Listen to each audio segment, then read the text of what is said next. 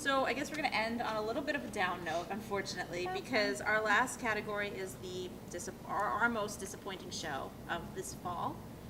And should we just rip the Band-Aid off? I picked Homeland. Okay. Oh, see, what is that? Once Upon a Time in Wonderland. Oh, okay. See, and I didn't pick a new show. Was I supposed to pick a new show? I thought we were doing new shows. Okay, well, if we're picking new shows, I'll agree with you. And if we're picking returning shows, it might actually be the same. So Yeah. we'll talk about both of Both these. now, so stay here for another 25 minutes. No, I'm kidding. Well, I'll just be really quick then with Homeland because the reason I picked it as disappointing was because I did kind of compare it to the seasons that came before, and I know people had a lot of problems with season 2. I didn't have as many problems as we've talked in the past. I thought the season premiere of Homeland season 3 set up some really interesting things, even though you went into it knowing Brody wasn't going to be used much. And I always felt that Brody was kind of the heart of the show, even though, well, the soul of the show, even though obviously Claire Danes is also so important.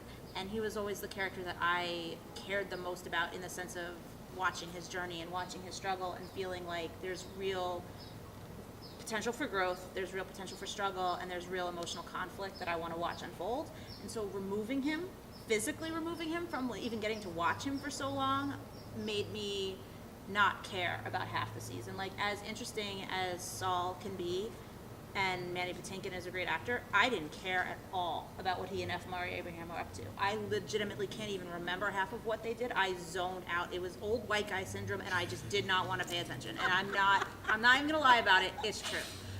And, I also had real problems with the Claire Danes storyline in the beginning. The fact that, who knows how much she was in on what Saul was doing in the beginning, but we found out that, she went into the psychiatric facility for him, basically, that's nothing that should ever be asked of a friend, of an employer, anybody. Like, that alone just set me on a bad tone when that reveal happened.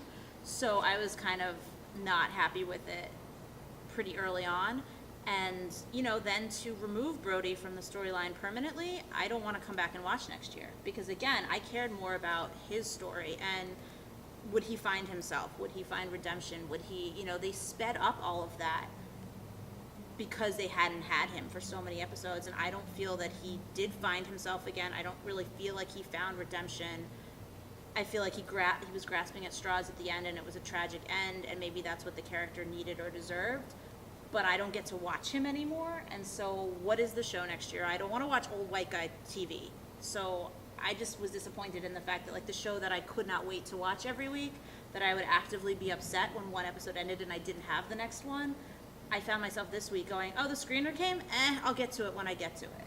And not even always watching it by Sunday night. So, yeah, I mean, we've been doing this for a couple of years now, so my love for Homeland has been...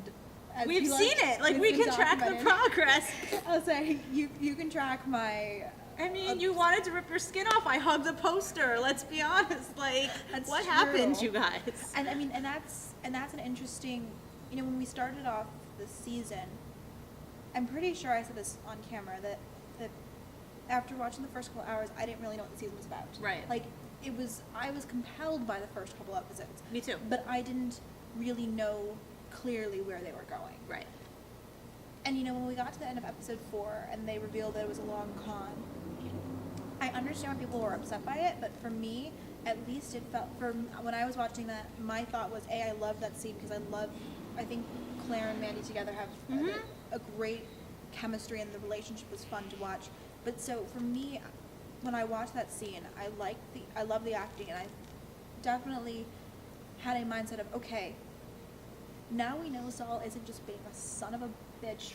But he was, because you should never have asked somebody to do that. Right, she actually has bipolar disorder. She wasn't faking it. Right. For 3 years. But she was actively involved versus him being just a complete asshole. Like, he was a work asshole. Yeah, but to me that's worse, because he, like, actually jeopardized her mental health by putting level, her in absolutely.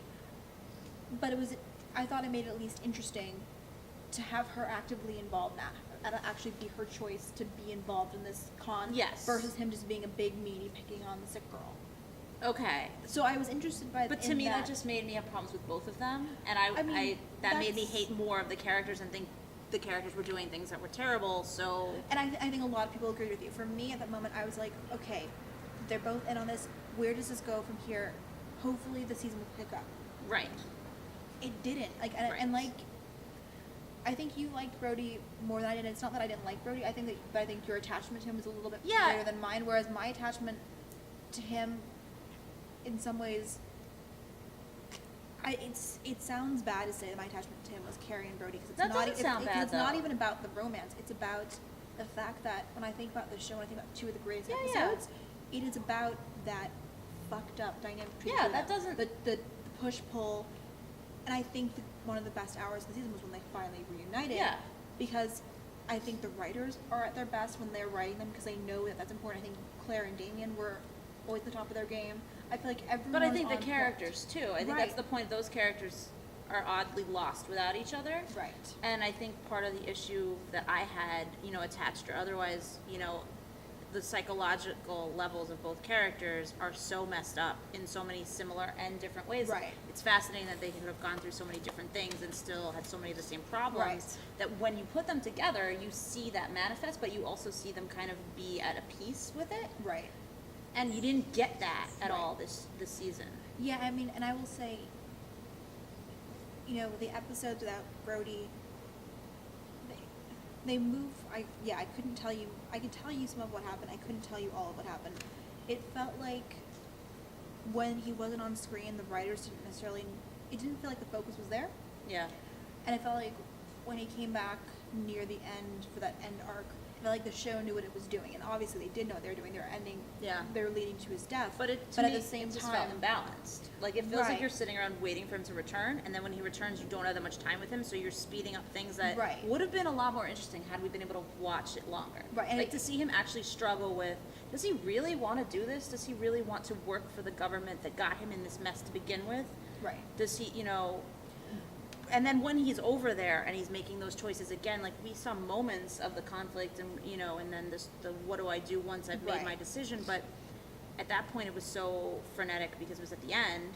Right. I didn't get a sense of, like, what he really wanted or believed, or if he even knew anymore, or if Right. he too was just, screw it. Right, and it's, and it concerns me that really that almost wholly the hours that I enjoyed most this season were with him. Yeah.